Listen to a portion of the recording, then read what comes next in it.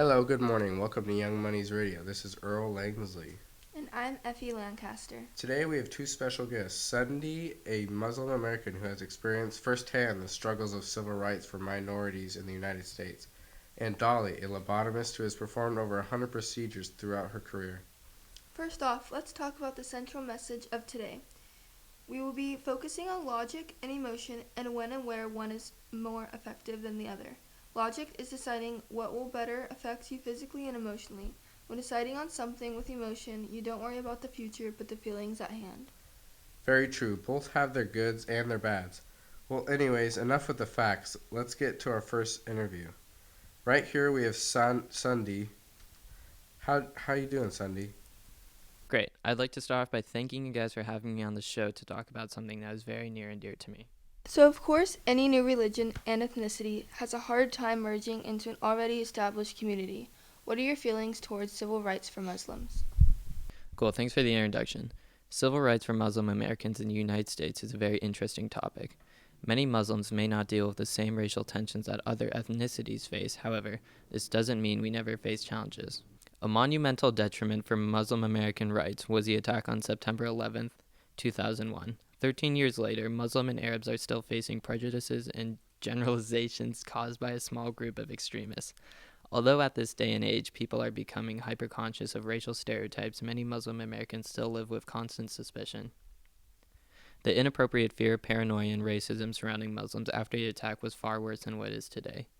But to correlate today's central message into my answer, I would say one must be extremely aware of when and where not to use emotion. For example, when people have made racial remarks concerning me, I must not let my actions be dictated by my current emotions.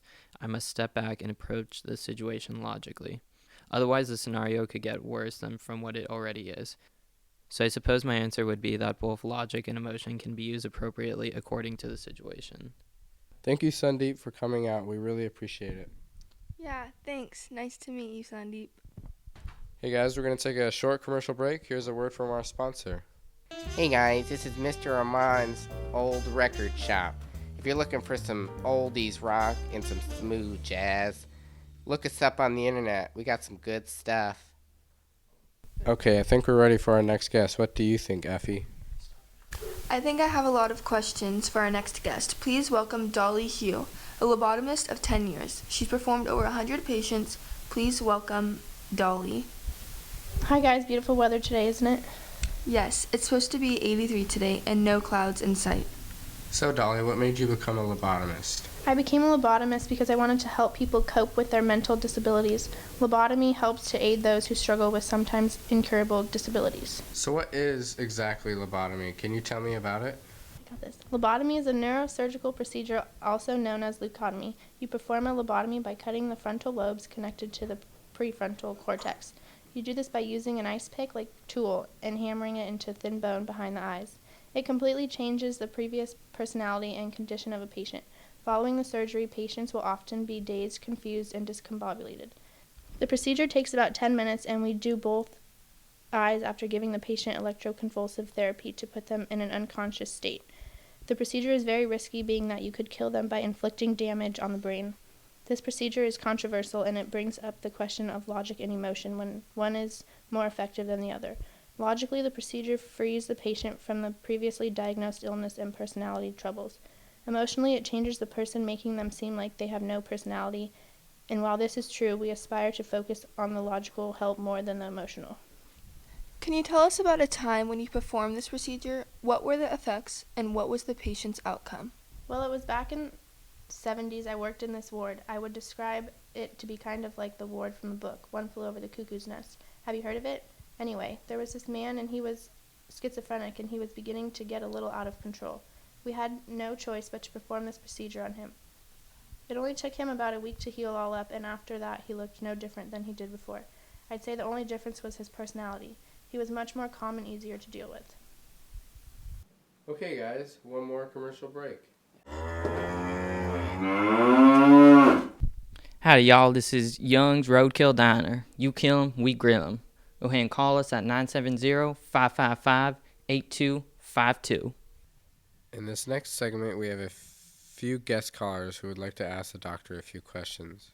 Hi, I'm Marina, and I'm a volunteer at an elderly home in Los Gatos called The Creeks.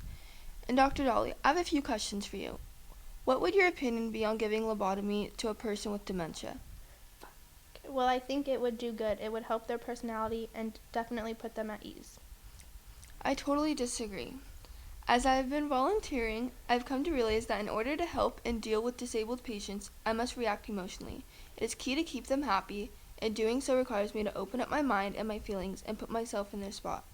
All they want is to be happy, so why mess that up with lobotomy? Sorry, we're running out of time. We have another caller. Hi, I'm enrolled in a class called American Studies, and I do community service. I go to a child care center called Familiar Footsteps. I work with kids ages 2 and 3. I can see that it would logically benefit the kids with mental illnesses live a better life with this simple procedure.